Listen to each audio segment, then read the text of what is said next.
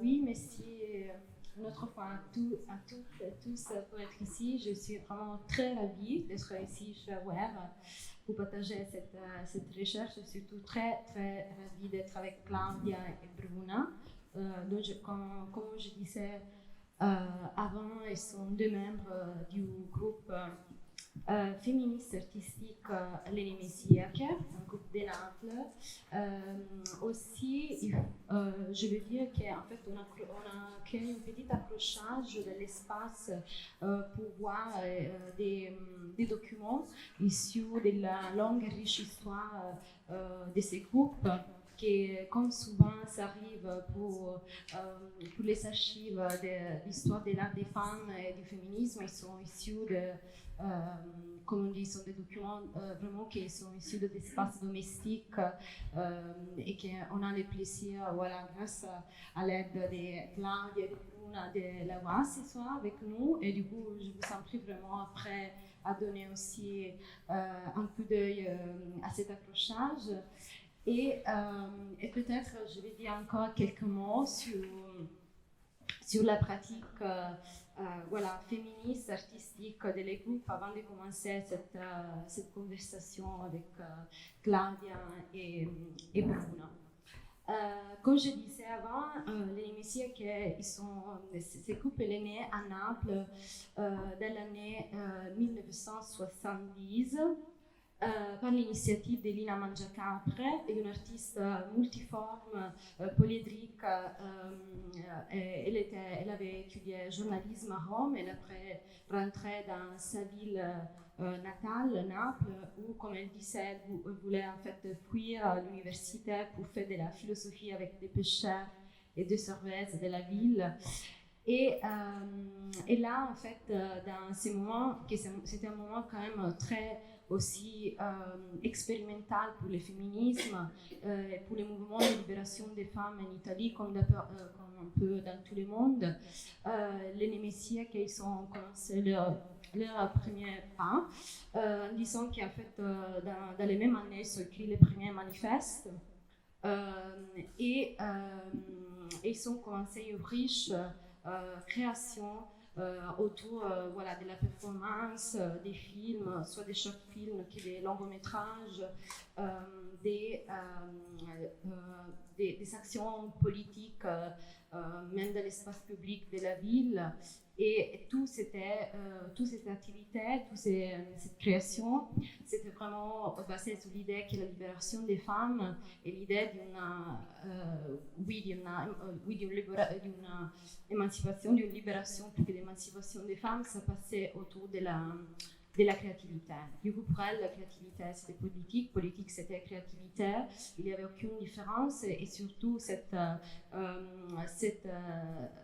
énergie vitale régénératrice et créative, comme je disais avant. C'est pour ça aussi que j'avais choisi le terme reclaiming mythological rituals, parce que c'est vraiment un terme très récurrent dans le domaine de la pensée de la pratique écoféministe. Et c'est vraiment lié à l'idée de reprendre et de retrouver des pratiques et des pensées régulières. Et c'est vraiment surtout des prières et, autour de l'imagination. Avant aussi de se plonger dans les pratiques, je vais dire aussi des mots aussi que je trouve très importants, parce que quand on parle des mythes, quand on parle de magie, de ritualité, d'imagination, malheureusement, ça souvent, on entre dans un territoire qui s'était toujours prise pour pas des mouvements un peu conservatoires et un peu identitaires. Parce que je viens de découvrir aussi qu'en France, il y a même un groupe féministe qui existe aujourd'hui, qui s'appelle Nemesis. Et en fait, il a un côté vraiment très identitaire, anti-immigration. Et du coup, je pense que c'est très important de se rappeler que ces territoires sont aussi des territoires qu'il faut se rapproprier. Il faut se rapproprier d'une façon, voilà, des luttes politiques aussi pour nous, pour des personnes qui sont vraiment dans notre dimension et et surtout c'est très important aussi de les faire aussi un rapport avec des pratiques historiques qui sont déjà fait ça. Et on se rappelait, oui, juste en fait, on se rappelait qu'il y a aussi la possibilité de s'approcher voilà, mythologie et aux ritualités pas qui est autour des associations conventionnelles, mais plutôt avec un portant très subversif, comme c'était le cas de l'Inémésiaque. Du coup, on va peut-être commencer cette conversation, on va commencer cette... voilà, on se plonge vraiment dans cette dimension némésiaque. Et peut-être, je vais commencer aussi en demandant à Claudia et à Bruna comment vous êtes rapprochés au groupe, comment que vous avez connaissé les Némésiaques et quand il était arrivé. Voilà. Non, moi, j'étais déjà proche des mouvements féministes en France.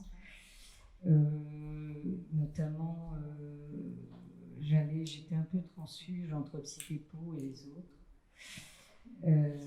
J'étais plutôt attirée par Psychepo, non pas pour le discours sur la psychanalyse, mais surtout pour le discours autour de la culture et de la transmission de la culture, parce qu'elles ont créé les éditions des femmes et la librairie des femmes. Le Torchon brûle, je rappelle que c'était Marie de Dieu qui était la rédactrice en chef du Torchon brûle, premier journal féministe. Si vous avez l'occasion dans l'histoire des femmes de le voir, c'est quand même un sacré truc. Et donc, je suis, à travers les féministes françaises, j'ai entendu parler d'un groupe napolitain qui organisait une réunion, une conférence dans un coin paumé de la Calabre. Et je suis partie avec une amie. Ça a été 3 jours de voyage en train. Et quand on est arrivé là-bas, tout le monde était dispersé parce que la mafia avait mis ses pattes là-dedans et ne voulait pas. Donc on avait dû se déplacer. Enfin, je suis arrivée, elle s'était déplacée dans un autre endroit, toujours dans ce village perdu au sud de la Calabre, où effectivement les femmes étaient encore habillées en noir avec des fichus en noir. Bruna, te lo traduco. Hai capito? Parla di Torretta di Truccoli dove la mafia aveva fatto storie, eccetera. Donc voilà. Et c'est comme ça que j'ai rencontré le groupe et que je les ai plus quittés. Tout en étant en France, puisque j'étais à l'époque, je commençais mes études, j'étais encore étudiante. Et donc je faisais des allers-retours entre Paris. En fait, je sortais du lycée quand je me suis retrouvée au fin fond de la Calabre. Et après, j'étais étudiante et je faisais des allers-retours entre Paris et Naples. Et j'ai suivi l'autocoscienza, j'ai fait du théâtre. On en parlera après. Voilà. Et voilà. Ça, c'est la rencontre. Parce qu'en fait, aussi, c'est super intéressant que Claudia, c'était les liens avec le féminisme français pour les Némésiaques, et Bruna, c'était un peu les liens aussi avec le féminisme du nord de l'Italie, de Milan. Io venivo da un'esperienza di fabbrica e di sindacato. Moi, je sortais d'une expérience d'usine et de syndicat, de syndicalisme.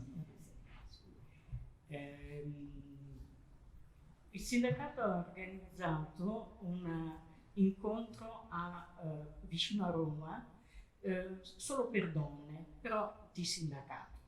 Le syndicat avait organisé une rencontre seulement de femmes à côté de Rome. La prima volta. La première fois. Lì sono arrivate delle donne da Roma che ci hanno chiesto se eravamo interessati ad un discorso un po' diverso, cioè il discorso della liberazione delle donne. Et là, il y avait des femmes de Rome qui nous ont dit: vous ne seriez pas intéressés par un autre type de discours en dehors du non legato solamente alla politica tradizionale. Pas seulement lié à la politique traditionnelle, mais un discours sur la libération des femmes. Io sono stata, diciamo, incuriosita da questa cosa e dopo varie discussioni mi sono fatta dare l'indirizzo di un gruppo di Milano dove io abitavo. Et puis je me suis fait donner par ces femmes de Rome l'adresse d'un groupe de Milan où j'habitais, puisque je vivais à Milan. Lì ho incontrato una donna molto interessante che si chiama Serena Castaldi, che aveva in quel periodo fondato il gruppo di Anabasi. Il gruppo di Anabasi è quello che poi ha fatto il libro Donna e Bello, Donc, che è stato importante. donc j'ai rencontré une femme qui s'appelle Serena Castaldi, qui a créé le groupe Anabasi à Milan, qui est un groupe qui avait écrit le livre Donna e Bello, Femme, c'est beau. Ok. Abbiamo organizzato altre cose insieme a loro e questa coincidenza è stata molto importante perché siamo andate a Bologna a un incontro e lì è apparsa Lina insieme ad altre donne suonando il flauto eccetera eccetera, queste donne di vario genere, tra cui Elvira Vanotti, e io lì finalmente ho percepito che c'era qualcosa di diverso dalle solite cose. Alors, je suis allée à Bologne et là, j'ai vu apparaître Lina avec une flûte, nos flûtes, nos armes. Et donc là, elle s'est aperçue qu'il y avait quelque chose d'autre, de différent. E quella sera, mentre stavamo tutte quante, 100 donne, a mangiarci una pizza, lei era l'unica che stava in piedi e non cenava. Io gli ho detto, ma siediti vicino a me. Donc la seule qui était debout et qui ne mangeait pas, c'était Lina. Et Bruna lui a dit, mais viens, assieds-toi à côté de moi. Okay. Lei mi ha detto no, però abbiamo cominciato a parlare e lì c'è stato un incontro bellissimo perché lei ha cominciato a parlare del gruppo che aveva fatto, delle altre donne. Elle a commencé à parler du groupe qu'elle avait créé des autres femmes. Non donne di partito, non donne di sinistra o di destra, ma le altre donne. Pas des femmes d'un parti, pas de gauche ou de droite, les autres femmes. Lì e lei ha parlato anche in particolar modo di sua sorella, di Niobe, Teresa Mangiacarlo. E lì c'è stata un'emozione forte perché il rapporto con le mie sorelle era un po' diverso, non era questa sintonia. Invece in lei ho sentito non solo la sintonia verso le altre donne, ma l'amore verso la sorella in modo diverso, cioè più creativo, più emozionante. Allora, j'ai pas perdu le fil. Donc, elle m'a parlé des autres femmes et elle m'a parlé de sa sœur, Niobe, qu'on voit dans les films. Et comme moi, j'ai des relations avec mes sœurs, mais qui n'ont rien à voir avec la relation que Lina avait avec sa sœur, où j'ai perçu une relation très créative, différente des relations qu'on peut avoir entre deux sœurs. Con le altre donne e con la sorella. Voilà. Io quella sera diedi a Lina il mio numero di telefono e gli dissi: quando hai bisogno di qualcosa che vieni a Milano, chiamami, io ti ospito volentieri. Donc je lui avais laissé mon numéro de téléphone et je lui avais dit quand tu viens à Milan, moi je peux te recevoir. Qualche mese dopo lei mi ha telefonato dicendo: sono Lina, posso venire a casa tua, vengo a Milano da Napoli. Elle a appelé quelques mois plus tard en disant je suis Lina et je peux venir chez toi à Milan. E lei è venuta insieme ad un'altra ragazza, una sua amica che iniziava a far parte del gruppo, ed è venuta lì ed è lì che ho capito che non mi suonava più tanto bene un certo tipo di politica e di visione delle donne, ma mi sentivo più portata, più interessata a quest'altro modo di... Et quand elle est venue, c'est là que je me suis aperçue que je n'étais plus intéressée à un certain type de politique, mais à ce type de relation et ce type de politique des femmes. Sì, sì. dopo si è fermata a Milano per un anno. Io l'ho ospitata a casa mia. Elle est restée un an à Milan. Abbiamo iniziato a parlare della Cenerella. Et là, on a commencé à parler de Il teatro, sì, psicofavola. Forse Sonia poi ne parla dopo. Ecco, lì On a commencé à parler de théâtre, dont certainement le système de théâtre, c'est Sonia va en parler. Questa cosa della psicofavola La psychofable. Al primo momento mi è sembrato un po' strano perché dico cosa facciamo? Facciamo psicologia? No?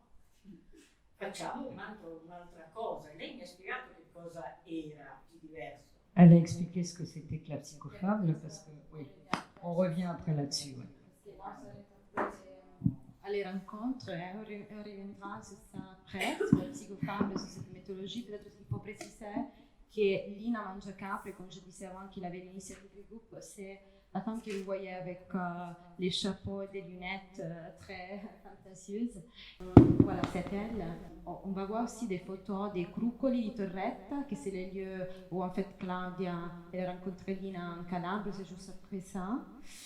Et en fait, Bruna, c'était à Milan, c'est là, c'était en pleine lune sur la plage en Calabre, cette photo, quand tu l'as rencontrée. Et c'était le moment, en fait, où c'était 1973 et ça arrivait jusqu'après des moments de rencontres très importants qui se passaient avant dans le féminisme en France, qui c'était Tranche sur la mer et notre rencontre des femmes à côté de Rouen. Et en fait, l'Enemesia, le groupe, il avait organisé ces rencontres très similaires qui sont passées en France, dans le sud de l'Italie, où en fait, comme Claudia disait, elle a rencontré les groupes. Et il faut dire aussi, parce que Bruna l'a déjà en fait dit que Teresa, que c'était la sœur de Lina, est aussi partie du groupe, elle s'appelait aussi Niobe, parce qu'à chaque fin du groupe, il avait aussi un nom, elle avait des noms, ils sont des noms mythologiques. Du coup, Claudia, c'est Elena, et Bruna, c'est Karma, Lina c'est Nemesis, et en fait j'explique aussi les noms du groupe, que c'est les Nemesia, que ça vient d'un Nemesis, que c'est la déesse ancienne de la justice, et c'est vraiment cette idée d'une justice contre la hubris patriarcale et de la colonisation faite par la pensée et la pratique patriarcale sur les corps et sur l'émotivité des femmes. Du coup, je vais aussi parler là, je vais demander à Claudia et Bruna cet aspect très particulier parce que vous avez déjà remarqué que Lina c'était quand même central dans les groupes et les groupes c'est né par sa initiative, par l'initiative à elle. Et par contre, en revanche, les groupes et toute la production du groupe, comme je disais, ça passait par la performance, par des films, par des initiatives politiques, par des costumes. On va parler de tout ça. C'est vraiment une histoire très riche, très longue. C'était toujours grâce à d'un aspect collectif, collaboratif, que c'était partie même de la pratique de mettre au monde les mythes, ou comme on disait, de remettre au monde les mythes. Et ça ne pourrait pas passer, ça ne pourrait pas arriver sans cette expérimentation ensemble qui s'est passée ensemble. Du coup, je vais demander aussi, soit Claudia que Bruna, est-ce que vous voulez nous raconter un peu de cet aspect collectif et collaboratif du groupe et aussi les rapports peut-être avec Lina, ces personnages que vous avez déjà un peu évoqués. Voilà. Bruna voleva, te lo spiego, voleva capire cioè, il nostro lavoro, cioè con la figura di Lina e il lavoro collettivo che abbiamo fatto.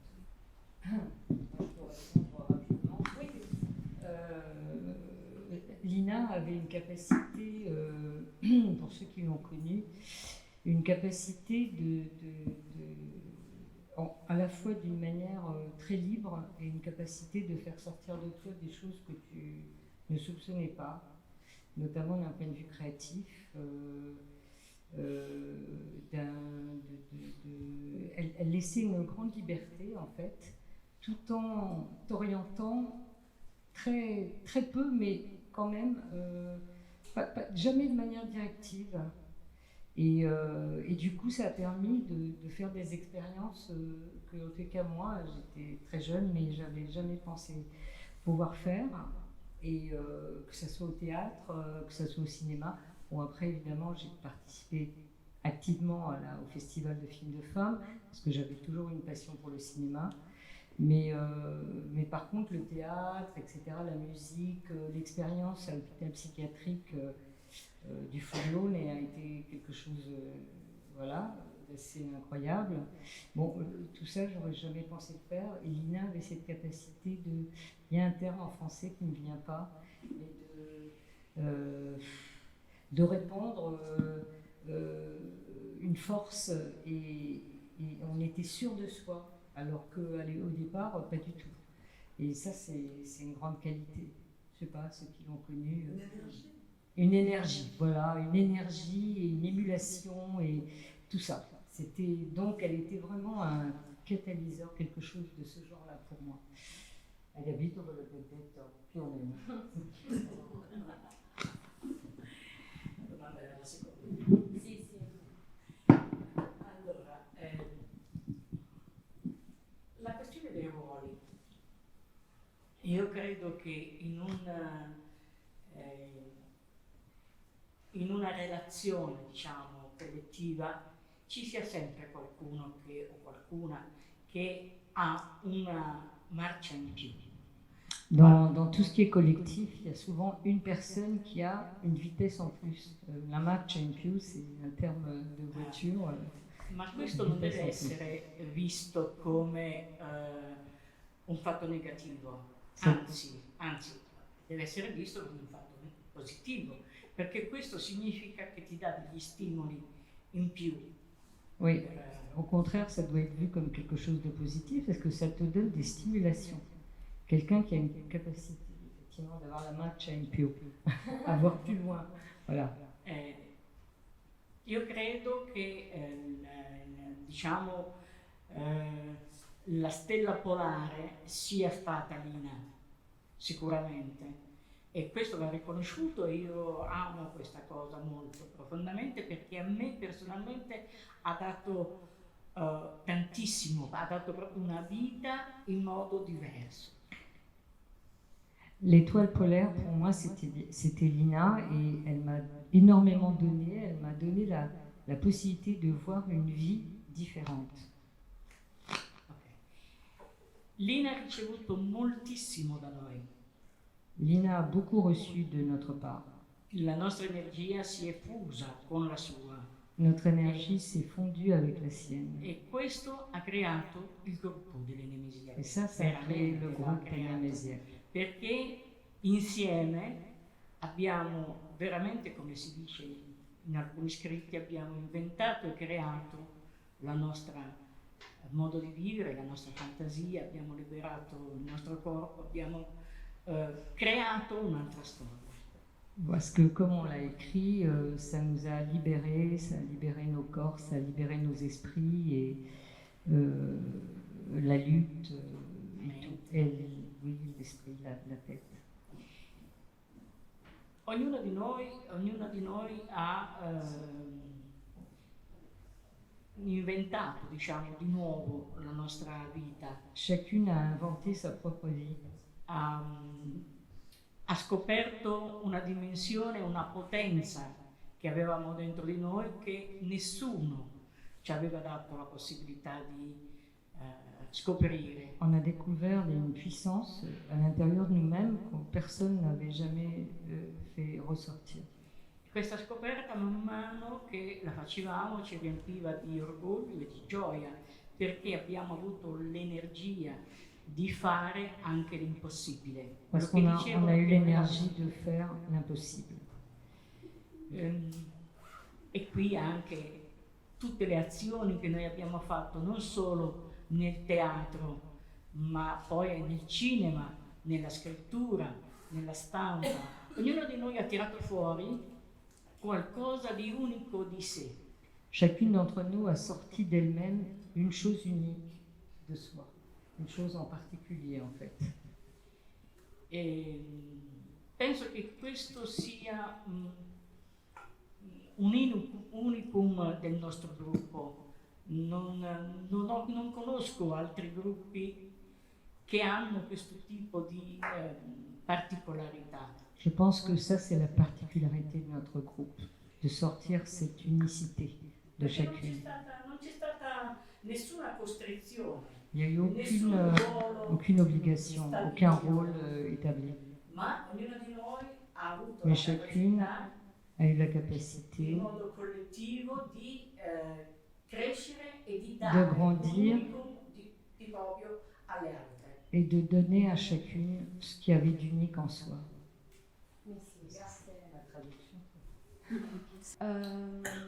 Oui, comme tu disais, en fait, c'était pas vraiment des rôles. En fait, vous étiez les Messias qui étaient toujours contre la définition et la fondation des rôles qui déjà sont des rôles qu'on a inhérités par les systèmes patriarcaux. Et en fait, toute la production, mais j'aime plutôt dire toute la création à elle, c'était une création qui s'était basée justement sur cette idée des collaborations et surtout d'être toujours contre l'idée du professionnalisme. Et aussi, en fait, ce qu'on va voir, et là on rentre vraiment dans la création et que ça passe par les théâtres, par les cinémas, par les films, par les collages des costumes. Ça arrivait vraiment avec cette idée que c'était à la base du groupe, la libération des femmes, la libération, ça passe par la créativité. Cette créativité, les Némésiens, là, en fait, la ramène avec cette méthodologie mythologique et cette méthodologie mythologique, ça commence aussi avec cette forme d'autoconscience qu'ils ont inventée, que c'était la psychofable. Et voilà, la psychofable, je lis un petit morceau qu'ils ont écrit. À travers la psychofable, la répression de l'émotivité des femmes et de leur corps explose et l'harmonie revient, non comme une conséquence d'une organisation, mais comme expression et communication des rythmes qui permettent de se libérer. Du coup, j'aimerais bien vous demander un peu de la psychofable, peut-être après Bruna aussi de nous parler des générales, tu avais déjà commencé à nous parler de ça. Poi parliamo un po' della psicofavola e di Cinderella. Sì. Diciamo che all'inizio era un po' difficile entrare in questa dimensione perché non si è attrici, non si è... C'était difficile de rentrer dans cette dimension. On n'est pas actrice. Ma tutto è stato perfetto perché Tout a été ognuna di très noi bien. appunto ha tirato fuori Chacune d'entre nous a sorti d'elle-même la propria emozione, son émotion propre, la capacité d'exprimer qui elle est, qui on est, qui elle est, al di là del ruolo au-delà du rôle d'actrice. Oui, parce que peut-être il faut le dire, je l'avais dit en bas pendant la présentation, mais la psychofable, c'était cette forme particulière d'autoconscience qui ne s'était pas basée uniquement sur les mots, sur le langage verbal, mais c'était vraiment basé sur la possibilité de remettre en place aussi des gestualités, surtout des gestualités, voilà, la possibilité de remettre au corps dans les centres de leur pratique, de leur politique. Et du coup, faire de la politique et des luttes des femmes, pas que seulement avec des mots, pas que seulement avec le langage hégémonique de la politique, et du coup, voilà, le langage verbal, mais les faire avec les corps. Et entre les corps, je parle voilà, d'une ritualité qui se passe pour des gestes, pour de la musique, pour une façon d'écrire vraiment ensemble. Et c'est ça qui s'arrive avec la psychofable Cenerella. Penso che più di questo non si possa dire, perché la Cenerella poi l'abbiamo portata, cioè io penso che la Cenerella abbia una dimensione politica molto forte. La Cenerella, c'était une dimension politique très forte.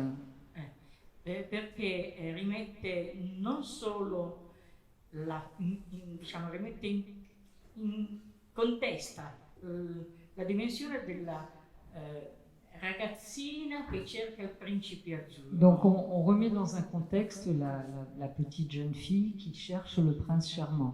Quindi diciamo questo ruolo che le donne Ce rôle hanno, que les femmes ont de penser qu'il n'existe que le prince bleu, le prince charmant dans la vie. Ma nella Cenerella invece viene fuori molto il rapporto tra anche verso la maternità da una parte e nello stesso tempo il rapporto con la madre et les donnes précédentes. Bon, Cenerella, évidemment, c'est Cendrillon, hein, vous avez compris, revisité. Et donc, dans Cenerella, on a revu le rapport à la maternité et con invece la madre, la nonna, diciamo le nostre toutes nos ancêtres femmes. E quello che è diciamo la lotta che viene fatta perché le donne sono costrette a vivere in un certo modo, ad avere appunto il principe azzurro. Et parce que toutes les luttes qui ont été faites, parce qu'on nous obligeait à vivre d'une certaine manière en attendant le prince charmant.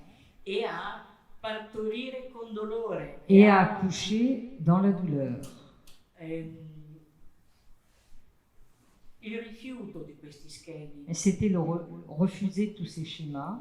Il rifiuto di continuare a portare avanti questo tipo di storia. Et de continuer à vivre et à transmettre ce type d'histoire. In questo senso la Cenerella sicuramente è rivoluzionaria. Et dans ce sens, la Cendrillon, la nôtre, était révolutionnaire. Specialmente negli anni 70. Surtout dans les années 70, hein, on se replace. Quando noi abbiamo detto gli uomini possono entrare a vedere lo spettacolo solo se una donna lo accompagna e garantisce per lui.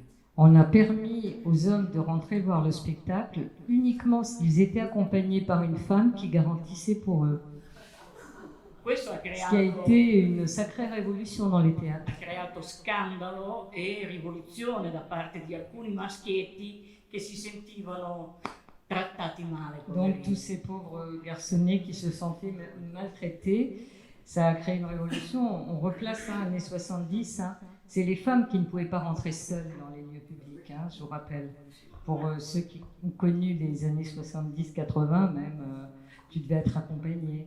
Donc là, ah oui, bah oui. En tous les cas, dans le sud de l'Italie, dans plein d'endroits, tu ne pouvais pas rentrer si tu n'étais pas accompagné par un homme. Donc là, on a détourné la chose et ça a fait scandale. La stessa cosa agli Arsenali di Amalfi. On a fait un peu le spectacle. L'abbiamo portato un po' in tutta Italia. Dans différents endroits en Italie. Ouais. Oui, du coup, la Cenerella, comme on dit, c'était mise en place dans l'année 1973. Et après aussi après, oui, dans les années 70-15 aussi. Et avec la psychofable, avec Cenerella, Cendrillon, on rentre vraiment dans cette idée de réécriture, voilà, de la réalité. Oui, réécriture voilà, des fables, justement. Et c'était aussi cette idée de remettre les mythes dans le monde, c'était vraiment pour les réécrire. Justement, en fait, cette idée de travailler avec les mythes, c'était l'idée vraiment d'arriver dans une dimension qui c'était la dimension pré-logos, du coup une dimension près la logique patriarcale que Lina en fait et tous les groupes pensaient que c'était vraiment une façon de penser et de pratiquer une logique pas incomplète, partielle. Et du coup, pour revenir au corps, ils ont choisi les trajets du mythe. Et du coup, pour entrer vraiment dans cette réécriture et dans cet imaginaire lié vraiment à cette force vitale et régénératrice, peut-être on peut lire un petit morceau du manifeste que Claudia a trouvé en fait traduit en français par elle. Questo non l'ho tradotto, è l'unico. Il resto. Forse questo. Nous, Némésiaques, voulons créer, ouvrir les yeux sur la diversité originelle, cette féminité étendue, profonde, véritable. L'altérité et l'intolérance de tout lien, et l'amour comme magie créatrice de nymphes et d'eau enchantée. Ensemble, nous retrouverons le sentier piétiné, violé, caché, notre sentier brûlé. Nous ne connaissons pas la peur, nous savons que la vie est de notre côté. C'est nous qui commençons l'histoire et qui créons l'humanité. Assez de la violence et de la nature comme loi d'équilibre génétique. L'histoire, c'est la vie qui se choisit, qui se veut, qui se détermine, qui se libère, qui crée ses propres espaces, ses propres façons d'être, ses propres temps. Tandis que celle que les hommes appellent histoire, cette histoire-là, qui est guerre, économie, violence, survie, faite toujours sur notre dos. Cette histoire, nous la refusons et la rejetons. J'avais bien traduit à l'époque. Et peut-être en partie de ça, vous voulez parler un peu du mythe, cette dimension mythologique de votre écriture de la réalité qui s'est passée justement aussi pour la ritualité. La dimensione mitologica. Oui, aussi les rapports, justement, les mythes, c'était pour vous aussi la façon de travailler avec les territoires, du coup dans une dimension locale, mais toujours projetée très, on peut dire, d'une façon un peu planétaire, parce qu'elle parle toujours dans le manifeste, dans le film, d'une dimension cosmique, vraiment cette idée de travailler au-delà des temps et de l'espace, comme elle écrit aussi dans un autre manifeste, qui c'est le manifeste métaspatial, c'est le manifeste des années 73, juste 3 années après ce manifeste, qui s'était écrit dans les mêmes années des révoltes féminines. Et en fait, du coup, vous utilisez aussi les mythes pour rentrer dans les territoires de Naples et voilà, des anciennes ruines, d'un territoire géomorphique qui c'est très particulier. Vous travaillez et vous, en fait, réécrivez ces mythologies anciennes et en même temps en solidarité soit avec les territoires et soit avec des femmes du Sud, mais pas que des femmes du Sud, parce qu'il y a quand même une idée des Sud très créative, parce que vous disiez aussi les Sud pour nous, c'est pas les Sud comme on l'imagine dans la cartographie, mais c'est les Sud n'importe quelle géographie où en fait on trouve l'exploitation, voilà. Et du coup je pense que c'est intéressant de parler aussi des mythes et rapport au territoire. Le mythe lié au territoire de Naples. Donc Naples est né de la sirène Parthénopée dans la mythologie, qui s'est suicidée après sa rencontre avec Ulysse et qui a fondé la ville de Naples. Donc déjà on est dans le mythe, ne serait-ce que pour la ville de Naples.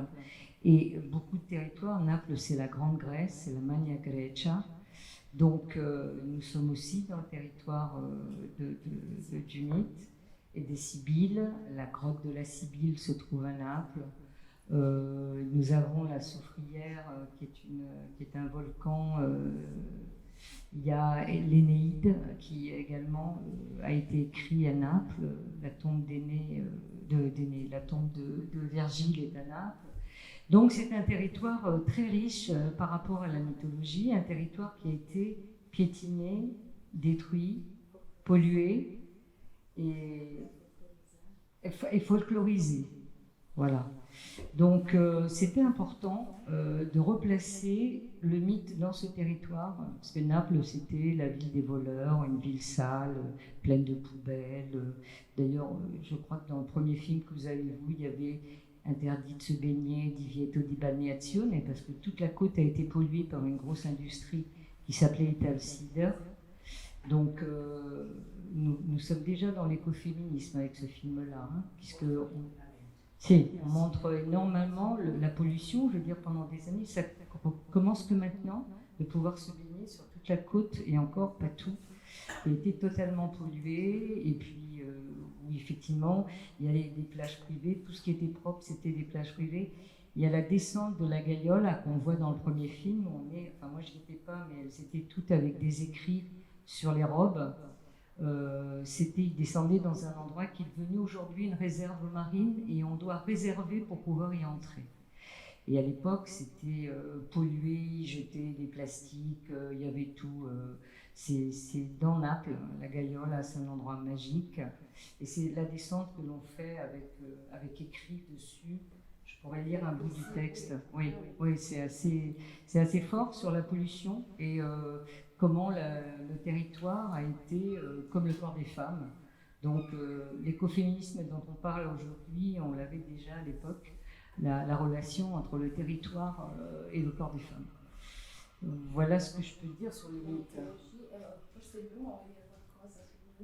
Sulla dimensione mitologica? No, sulla dimensione mitologica penso che Claudia abbia già detto abbastanza. Io vorrei invece dire una cosa. Noi abbiamo fatto interventi di poesia abbastanza diversi dal solito, perché non solo abbiamo portato la poesia al mare attraverso un discorso ecologico, eccetera, eccetera, ma abbiamo anche portato tovaglie, tovaglioli, vestiti, eccetera, tutti scritti con le nostre poesie, e abbiamo invitato al Gambrinus, che è un locale molto bello di caffè e altro, con lì le poesie scritte. Abbiamo invitato tutta la gente, uomini, donne, bambini, giovani, vecchi, non ha importanza, a scrivere una loro poesia sui tovaglioli à Gambrinus. Alors, je reprends parce que j'étais un moment distraite. Donc, dans un café célèbre de Naples, qui est dans plein centre de Naples, qui s'appelle Gambrinus, maintenant le haut lieu du tourisme, nous avions écrit des poèmes sur les tables et on avait invité tous les gens, des hommes, des femmes, des enfants, à venir écrire leur propre poésie sur les nappes en papier. E c'è stato, penso, almeno 100 donne, uomini, bambini che hanno partecipato e hanno scritto. Il y a eu au moins une centaine de personnes, des femmes, des hommes et des enfants qui ont écrit des poésies sur les nappes. Una rivoluzione, anche oui, questa. C'était une petite révolution. Je vais vous lire le texte donc, de la Gaiola dont il y a les photos. C'est incroyable cette action de la Gaiola, je n'y étais pas, mais j'étais déjà dans le groupe, me fait penser aux actions des Femmes quelques années plus tard. Elles écrivent sur leur corps, nous on écrivait sur ces robes, on n'avait rien en dessous, et c'était déjà un scandale, parce qu'on ne mettait pas de soutien-gorge, on mettait ces grands voiles un peu grecs, et on écrivait donc des mots de poésie, justement. Et donc, je vais vous lire, en fait, ce que signifiait l'action de la Gaiola, quand je vous parle d'écoféminisme. Enfin, c'est d'ailleurs elle qui en a parlé, mais moi, à l'époque, on ne l'appelait pas comme ça. Et donc, cette descente, voilà, je le lis en français, je lis la traduction. Non, mais je peux le voir, voilà. L'autre nuit, la mer nous a appelés et nous, en surmontant les piles de déchets, les chaînes de voitures, les égouts puants, les interdictions de circuler, les feux de circulation, les routes privées, les plages privées, nous sommes arrivés là, enfin.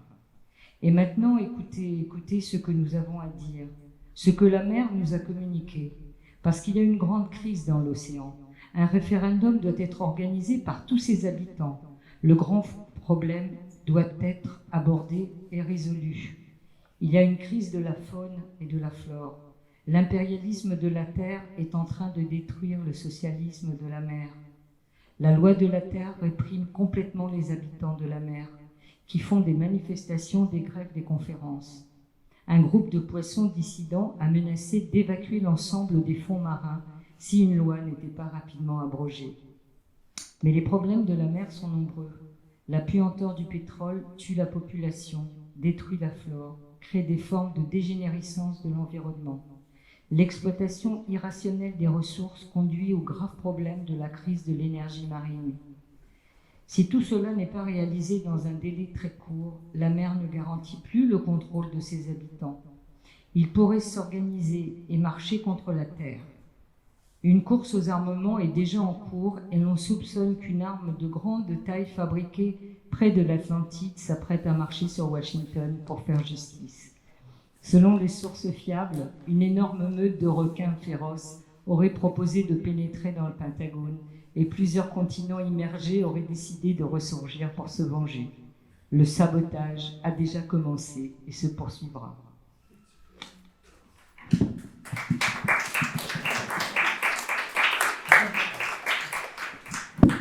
A Parigi qualche anno fa c'è stato l'incontro mondiale sul clima.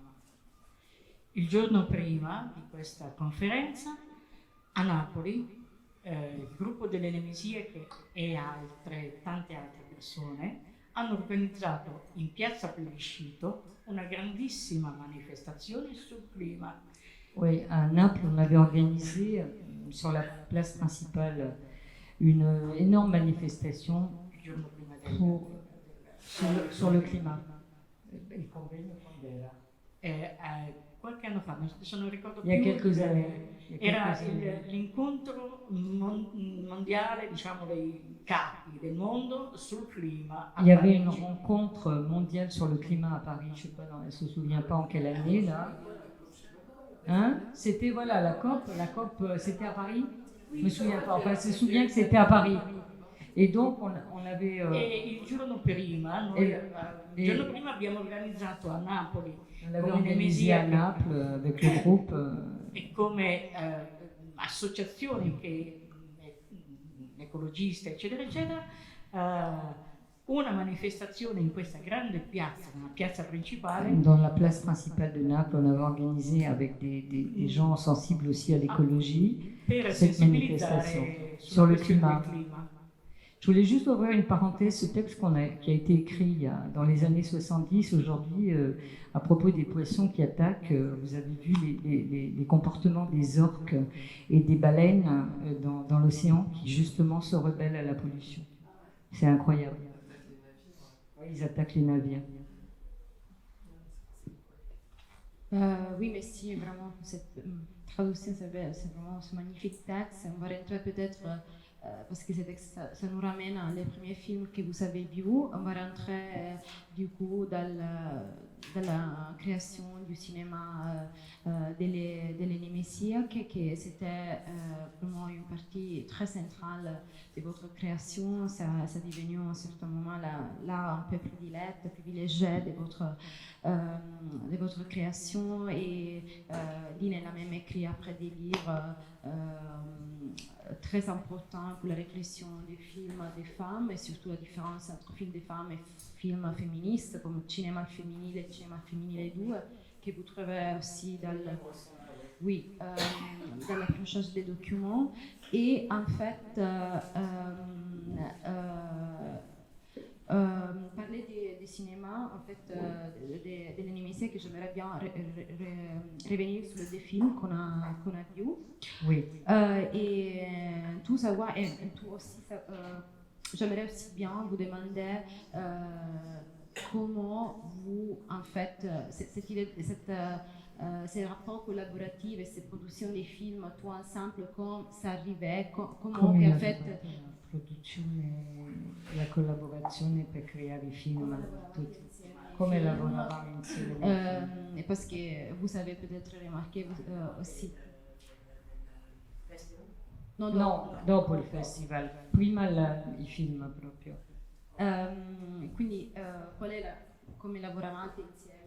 Comment on travaillait ensemble pour créer les films, ceux-là, mais il y a eu d'autres films où on a participé, des films de fiction, entre guillemets, en 35 mm, ce que vous avez vu, c'était du Super 8, la qualité évidemment du Super 8 est ce qu'elle est à l'époque, mais après il y avait des films en 35. Mais c'est aussi bien de rappeler, je pense que la qualité des films, ça aussi conforme à l'effet que les films, la production des films des femmes, c'est toujours un peu une production pauvre. Oui, pauvre, hommage, et ça c'est aussi conforme à tout ça. Mais bon, on revenait en fait sur les films, on disait que le Mare ci ha chiamate, ça nous ramène à cette dimension vraiment écoféministe, ça nous ramène aussi aujourd'hui à cette privatisation des plages, à cet rapport aussi, comme on a vu avec les textes presque mytho-scientifiques, comme disait en fait Hélène Messia, que du coup les mythes et les sci-fi, cette idée de voir le futur à travers les récits, la population aussi. Mais j'aimerais bien aussi parler du coup, soit de comment en fait vous travaillez ensemble dans la production des films, et soit peut-être après on parle aussi delle film Follia come poesia, parce que c'est un film che si è issu d'un processus. Come poesia. Ma già come lavoravamo insieme Les films, surtout Bruna, elle utilisait beaucoup la caméra. Et en fait, une autre chose peut-être que c'est important de rappeler, c'est le fait qu'à un certain moment, la caméra c'est devenue aussi l'indice de la façon de faire de l'autoconscience.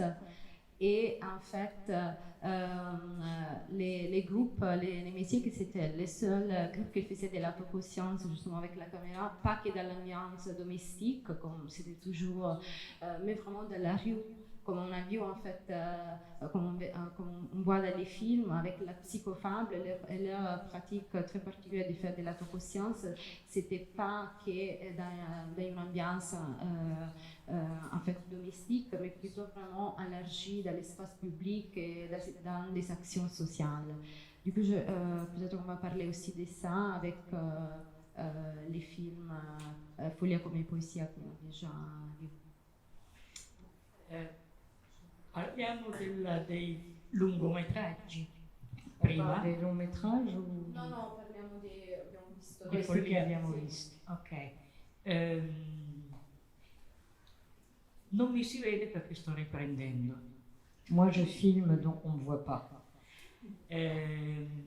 Insieme Donc, a Lina, Lina avec abbiamo Lina. ripreso, diciamo, questi 2 anni De Folia. di emozione. Sì. Donc les 2 ans du tournage de Folia come poesia, donc dans l'hôpital psychiatrique, c'est donc Bruna et Lina qui filmaient. Diciamo che la cosa è nata perché abbiamo incontrato, cioè intanto c'era la questione della legge Basaglia che riguardava proprio i manicomi. Il faut parler en Italie de la loi Basaglia qui concernait les hôpitaux psychiatriques, qui a ensuite déferlé un peu sur toute l'Europe, hein, mais ça a démarré en Italie. Abbiamo incontrato alcune donne che lavoravano all'interno del frullone, delle operatrici. On a rencontré des femmes qui travaillaient à l'intérieur de l'hôpital psychiatrique du Frullone. E abbiamo quindi chiesto di vedere che cosa realmente succedeva all'interno di questa struttura manicomiale. On a demandé de voir ce qui se passait vraiment à l'intérieur de cet hôpital psychiatrique. E abbiamo scoperto che non erano soltanto le psichiatrizzate che erano folli, ma era tutta la struttura che era folle. On a découvert qu'il n'y avait pas que les internés qui étaient folles, mais c'était toute la structure qui était folle. Perché queste donne, e anche un reparto maschile, erano trattati come esseri inutili. Elles étaient traitées, ces femmes, et même chez les hommes, parce qu'on y est allé aussi voir, ils étaient traités comme des êtres inutiles. le condizioni sanitarie erano allucinanti. Les conditions sanitaires étaient hallucinantes. Il mantenere attraverso psicofarmaci tutte le donne, anche gli Elles uomini, étaient maintenues avec des bloccati. des psychotropes pour les bloquer. Un orrore. C'était une horreur. Noi quindi con la collaborazione delle donne che lavoravano lì, che erano diventate nostre amiche e che Grâce volevano aux fare deux femmes qui travaillaient dans qualcosa di l'hôpital, diverso, e con qui la voulaient faire collaborazione autre chose, importante et la collaboration importante di Sergio Piro, de che era Sergio il Piro, qui direttore, était le directeur de l'hôpital, a cui Lina aveva parlato in un certo modo e aveva proposto un modo diverso di intervenire. Lina lui avait proposé une manière différente d'intervenir. Siamo riuscite quindi ad entrare in questa struttura On a réussi à rentrer dans cette structure e a cercare di capire cosa fare. et on a essayé de comprendre quoi faire. L'unica cosa che potevamo fare non era certo quello di dargli altri psicofarmaci o C'était altro, sûr qu'on n'allait pas leur filer d'autres calmants et d'autres ma psychotropes, di dargli una parte della nostra energia mais leur donner e une della, partie, e della nostra follia, de leur donner la partie de notre énergie et de notre folie, del nostro modo di essere folli. de notre manière à nous d'être folles. Quindi quando siamo andati lì abbiamo cominciato a interagire con loro col tatto. On a perché commencé à interagir molte avec di elles, loro non avec le si toucher, facevano toccare. parce que beaucoup d'entre elles ne se laissaient pas toucher. Alcune di loro erano bloccate al muro, Certaines étaient così bloquées che contre non le si mur muovevano. et elles ne bougeaient pas. Alcune altre donne giovani che sono Certaines- due gemelle Certaines, deux jeunes qui étaient des jumelles que vous avez dû apercevoir dans le stavano film, all'interno di questa struttura da quando erano bambine, elles étaient internées depuis qu'elles étaient enfants, abbandonate dai genitori, abandonnées par leurs parents trattate come et traitées. niente, cresciute così Elles dentro. ont grandi là-dedans, comme des... non Altre sais pas donne trop. stavano lì semplicemente perché davano fastidio al marito e alla famiglia. Certaines femmes étaient là-dedans parce qu'elles gênaient leur mari ou la famille. Ils s'en étaient débarrassés, je me souviens. Ouais. Altre donne perché magari avevano dei problemi di comportamento, ma invece di scoprire e di aiutare Certaines avaient des problèmes de comportement, mais au lieu de découvrir, e cercare di risolvere de a monte questo résoudre problema, le d'où avevano venait ce problème, imbottite di psicofarmaci. ils les e avaient altri. remplis de psychotropes et laissés là. Quindi quello che noi abbiamo fatto è stato portare gioia, sorrisi, On a musica, essayé de porter de la joie, des souris, des danza, sourires, des vêtements, de la musique, fargli scoprire che il loro leur faire corpo découvrir que leur corps non era costretto a stare n'était così pas come stava, obligé de rester senza- comme elles étaient, senza abiti, sans senza habits, sporchi, eccetera, sales, ma dovevano apprezzare mais elles il devaient proprio corpo apprécier leur propre corps, attraverso qualunque cosa volessero fare. mais à travers tout ce qu'elles voulaient faire en fait. Con il nostro aiuto sono Avec riuscite notre aide, a staccarsi dal muro, elles ont réussi à se détacher du mur, a parlare, A a parler, farsi toccare, à se faire toucher, a danzare, à ad danser, ascoltare, a à, suonare, à jouer de la musique a giocare, a mettersi davanti allo specchio et de se mettre a devant le guardarsi miroir et e à a se truccarsi. regarder et à se maquiller. Diciamo tutto quello che avete visto nel Tout ce que vous avez vu film, dans le film. siamo riuscite a dare una spinta in più. On a réussi à donner une énergie, on a une poussée en plus. Ad amare anche la possibilità di amarsi. Et la possibilité de s'aimer. Dopo un po' di tempo, per fortuna, Après, la legge Basaglia La loi è Basaglia stata approvata a été e i approuvée. manicomi sono stati chiusi. Et tous les hôpitaux psychiatriques ont été fermés en Italie. Oui. Queste donne hanno dato a noi abbiamo dato qualcosa a loro. Queste donne hanno Ces dato femmes nous ont molto donné à nous on leur a donné, mais elles nous ont donné beaucoup. Non solo gioia, ma anche molta sofferenza. Elles nous ont donné de la joie et de la souffrance. Perché il vedere Parce le altre que donne voir in queste d'autres femmes dans ces condizioni è conditions stato per me a personalmente été pour drammatico. moi dramatique. Non so se avrei potuto continuare questa esperienza. Je ne suis pas sûre si j'aurais pu continuer cette expérience. Perché bisogna avere un amore e un'energia sconfinata. Parce qu'il faut avoir un amour et une énergie sans limite, et moi je l'ai pas. La mia energia, il mio amore, forse l'amore è sconfinato, ma l'energia è un po' più piccola. L'énergie est un peu plus petite que mon amour. Quindi non lo so, ma Je questa sais. esperienza a me ha dato molto. Cette expérience m'a beaucoup donné, m'a beaucoup apporté. Merci Bruno de la témoignage. Et en fait, là, dès que j'ai vraiment demandé pas mal de travail à Claudia de traduire en simultané, et en fait, ça nous rappelle un peu aussi la prochaine question que c'est sur les rassegne di cinema féministe. Oui, je faisais les traductions, Où en fait, où Claudia faisait des traductions simultanées, c'est ça? Oui, je faisais les traductions. Et en fait, parce qu'il y a une autre grande partie de l'histoire du groupe, à côté voilà, des performances, des actions dans la ville, dans l'espace public et dans la production elle-même des films, c'était aussi l'organisation d'un festival féministe, un des premiers festivals de films féministes. Le premier. Avec Musidora. Il y avait Musidora avant, je crois.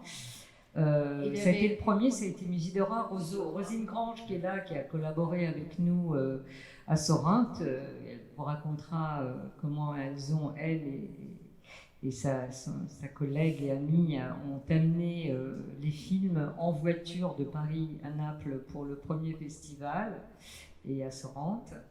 Et effectivement, on va rentrer dans le sujet du festival. Oui, les festivals s'étaient fondés dans l'année 76, le premier. Le premier jusqu'à 1994. 94. Oui, 94. Et à chaque année, en fait, c'était un festival qui s'était né et, comme une sorte de contre-institution dans l'institution des pouvoirs, que c'était l'institution des films qui existait à l'époque à Sorrente, les rencontres des films internationaux de Sorrente, où elles, en fait, elles ont créé cet espace vraiment dédié aux femmes. Et c'était un espace incroyable parce qu'il ramenait des films de femmes de partout, mais vraiment partout, de l'Europe, mais pas que de l'Europe, de l'Amérique latine, du nord de l'Afrique. Oui, voilà, on va nous parler de tout ça, des moyens. Et en fait, peut-être vous voulez nous parler de comment cette rassegna di cinema féministe elle est née, comme vous travaillez dedans. Voilà, on a déjà dit que Claudia faisait les traductions, mais entre autres, mais pas seulement. Mais en fait, c'est né comme un défi. Donc, je savais qu'en France, il y avait eu Musidora. Je connaissais déjà Roseau. Je crois qu'il distribuait, qu'il se promenait avec ses films en France. Hein. Tu partais déjà. Il y a une chose à dire, en 74, donc, Musidora fait son premier festival. Et en 75, à la Fnac Alpha, qui était rue de Rennes, qui est toujours, une certaine Raymonde Chavagnac a eu le goût, l'aplomb de dire la Fnac ne peut pas être seulement un lieu de vente d'objets et de livres, ça peut être un lieu culturel intéressant. Et vraiment, on ne parle plus aujourd'hui de Raymonde Chavagnac, et je tiens absolument à la nommer, parce que c'est elle qui a dit « Je vais vous allouer des fonds, si vous pouvez vous réunir, et préparer un véritable festival de films de femmes qui eut lieu donc en 1974 au Gaumont-Rive-Gauche, rue de Rennes, qui est maintenant un parking, et qui à l'époque était une magnifique salle de cinéma à l'ancienne, avec un grand balcon, tout ce qu'il fallait pour faire venir des films du monde entier et des débuts du cinéma, à savoir jusqu'en 1920. Et tous les films, par exemple, qui avaient été faits dans les pays de l'Est de l'Europe, nous les avons fait venir par la valise diplomatique, comme nous faisions à chaque fois que nous avions l'intention de montrer qui est un film hongrois, qui est un film tchèque, qui est un film russe. Et juste avant que vous fassiez votre premier festival à Sorrento, en 1976, il y a eu en 1975 à Naples le premier festival du film socialiste avec la grande Larissa Shepitko, qui est venue de Russie spécialement, qui a été encadrée par le KGB à l'époque, à tel point qu'on avait organisé une petite gita, comme on dit en Italie, une petite sortie à Capri, et qu'elle a été interdite de faire cette petite sortie en bateau avec nous jusqu'à Capri. Vous vous rendez compte? Et là, on est dans les années donc 75. C'est le premier festival du film socialiste à Naples. Et je garde un souvenir de cette histoire quand même assez mémorable, parce que c'était tellement exceptionnel qu'une femme de l'Est puisse arriver jusqu'à nous et qu'elle ait pu aussi placer sa pensée de féministe dans ces régions du globe. Et il y a eu évidemment aussi Vera Chytilova avec les petites marguerites, dont j'ai gardé longtemps la copie en 35 sous mon lit et que j'ai trimballée à travers toute l'Europe. Dans notre vieille camionnette, on a sillonné l'Europe. C'est comme ça qu'on est allé à Sorrento, invité par Claudia et Nina Mangiacapre et Lene Mesiake. Et ça, c'était chaque année pour nous une immense joie de descendre jusqu'au sud.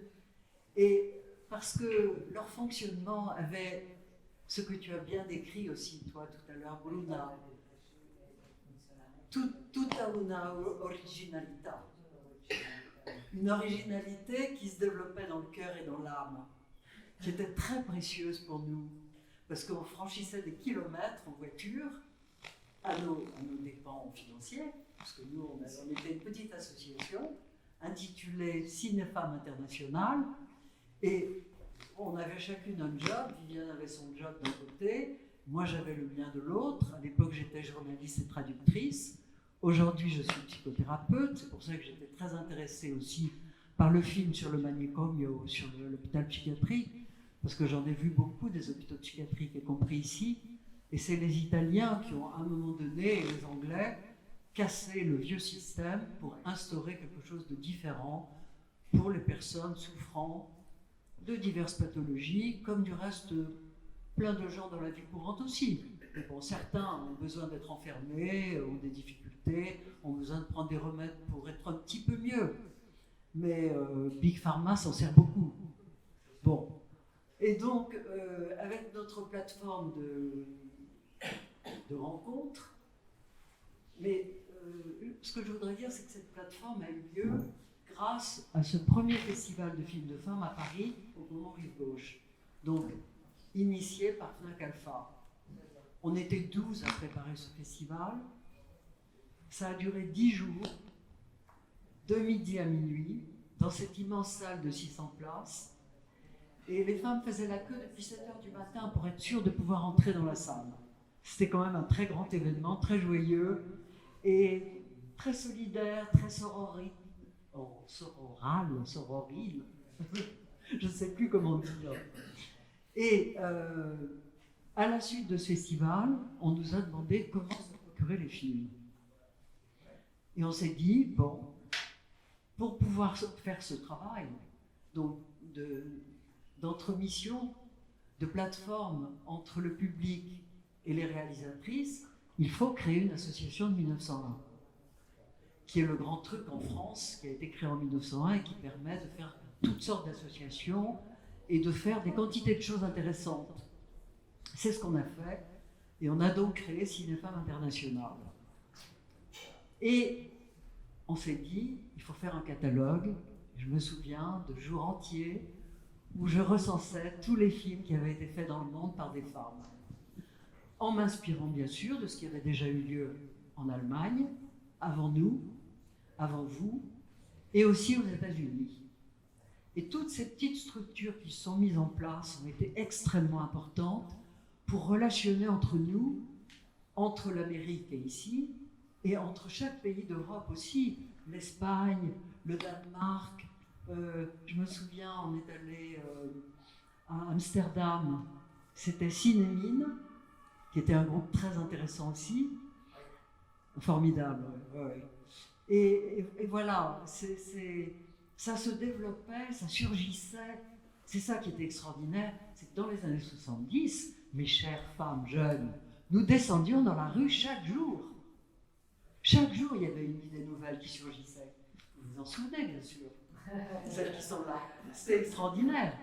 Et donc, cette plateforme a eu vraiment un intérêt qui est qu'on nous faisait confiance, on nous confiait des grosses bobines en 35 ou en 16 qu'on travaillait dans le métro qui étaient hyper lourdes. Ensuite, on fourguait tout ça dans la camionnette. Oui. On a été... Vous avez été volé à Naples d'ailleurs. Alors, on était chez Giovanna Gagliardo, Oui, qui est qui une a fait ce réalisatrice merveilleux film italienne. Maternale, Oui, Maternale. qui à l'époque vivait avec le grand cinéaste hongrois Miklos Jancsó, avec lequel elle a appris beaucoup de choses du reste. Elle le racontait bien sûr.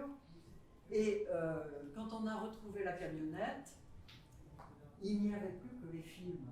Eh oui, ils n'ont pas volé Tous des nos films. vêtements, Heureusement nos pour chaussures, nous d'ailleurs. nos brosses à dents, on ne trouvait absolument plus rien.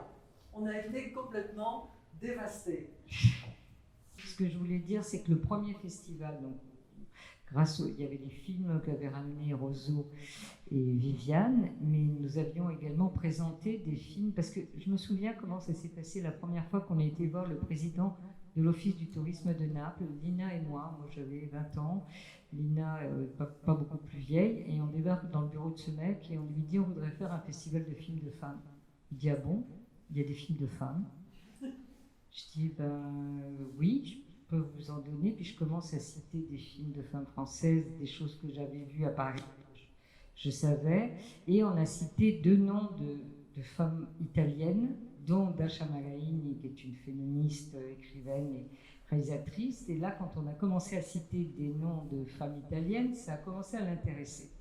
Il a dit allez banco, je vous donne une salle de cinéma, l'hospitalité pour les réalisatrices, mais le reste, vous vous démerdez.